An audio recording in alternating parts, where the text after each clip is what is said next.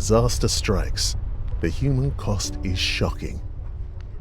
230,000 people lost their lives in the Indian Ocean tsunami. 220,000 died in the Haiti earthquake.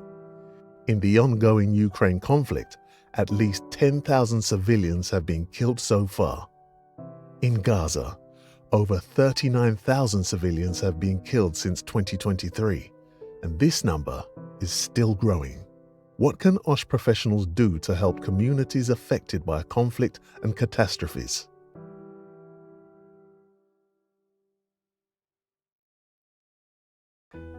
No plan will survive first contact, but preparation is essential.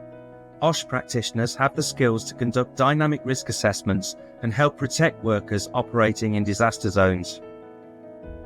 OSH experts can help predict hazards, prepare controls, and practice management systems as part of a coordinated international response to disaster.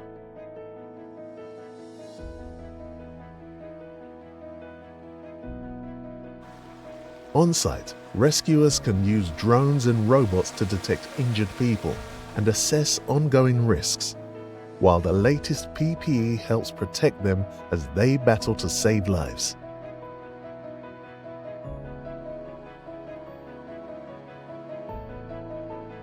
Longer term, attention must shift to fostering a sustainable economic recovery, with international funding that favors local workers over outside businesses. This guards against human trafficking, modern slavery, and other horrors. It is during the recovery phase that IOSH and its members have most input. One of IOSH's roles is to advise government ministers on OSH principles and how they can be applied. When they have a strong presence, local members can also be instrumental in advising on a safe recovery.